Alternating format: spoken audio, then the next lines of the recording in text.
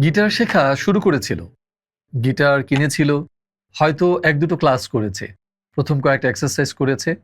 এরপর গিটার শেখা আর হয়ে ওঠেনি। এমন মানুষের সংখ্যা অনেক, অনেক, অনেক। কেন বললাম? আমি আমার জীবনে অসংখ্য এমন মানুষ পেয়েছি, যারা তাদের এই অভিজ্ঞতাটুকু শেয়ার করেছে। শুরু করেছিল, পরবর্তীতে আর কন্টিনিউ করা হয়নি। কেন? বড় একটা প্রশ্ন। কারণ এত মানুষ শুরু করেছে, একটা জিনিস চেয়েছিল বা করতে চেয়েছিল, এরপরে কেন হয়ে উঠল না? বেশিরভাগ মানুষ সেটার উত্তরে বলে এরপর আর সময় হয়নি, এরপর আগ্রহ পায়নি বা প্রথম দিকে একটু কঠিন লাগছিল, নানান কারণ। আমার অভিজ্ঞতা থেকে আমার কাছে মনে হয় বা আমার এক্সপেরিয়েন্স থেকে আমি বলতে পারি এর পেছনে ২টো কারণ আছে।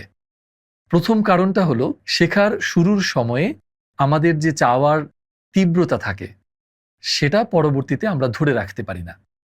একটা জিনিস আমি যত তীব্রভাবে চাইবো, সেটার পেছনের চেষ্টা বা শ্রম দেওয়ার যে মানসিকতা, সেটা কিন্তু সেই সমপরিমাণ হবে। প্রাথমিকভাবে আমাদের একটা ধারণা থাকে যে গিটার খুব সহজ হবে, ধরবো, শিখবো, বাজাবো। নাটক, সিনেমায় আমরা সবার ঘরে দেখি, নায়কদের ঘরে দেখি একটা গিটার রাখা। সে মধ্যমণি হয়ে উঠছে, গিটার বাজাচ্ছে, গান করছে। তো সেই যে একটা ভাষা ধারণা বা ভালো লাগা, সেটার চাওয়াটার তীব্রতাটা খুব বেশি নয়। যে তীব্রতা থেকে আপনি গিটার কিনবেন, নিয়মিতভাবে চর্চা করবেন, কষ্ট করে কারো কাছে যাবেন, দেখবেন, সেটাকে খুব মনোযোগ দিয়ে বোঝার এবং উপলব্ধি করার চেষ্টা করে নিয়মিত চর্চা করবেন। সেই তীব্রতাটা একটা বড় কারণ। যে চেয়েছি কিন্তু খুব ভাবে খুব অল্প করে চেয়েছি। এই চাওয়াটা যখন খুব স্ট্রং হয়, খুব আসলে গভীরতা থাকে যে আসলেই আমি এই যন্ত্রটাকে জানতে চাই, বুঝতে চাই, শিখতে চাই।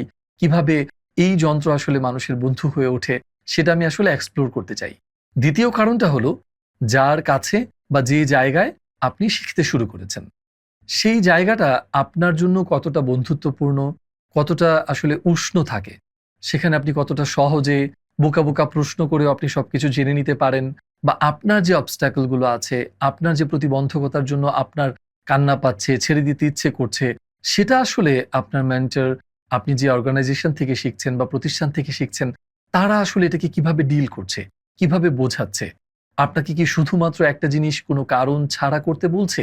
নাকি সেটার পেছনে থাকা কারণ বা সেটার প্রেক্ষাপটটা পুরোপুরি বুঝিয়ে এরপর আপনাকে শেখার জন্য উৎসাহিত করছে?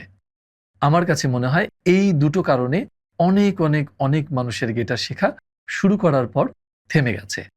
তো আমরা টিউন অ্যান্ড টকে চেষ্টা করি এই যে ব্যাপারগুলো বললাম, যে কারণে গিটারের সাথে দূরত্ব তৈরি হয় বা কখনো আমরা সেই ক্লাস থেকে আসলে ছিটকে পড়ি, সেই শেখার প্রক্রিয়া থেকে নিজেদেরকে সরিয়ে নেই, সেই কারণগুলো মাথায় রেখে পথ চলা শুরু করেছে।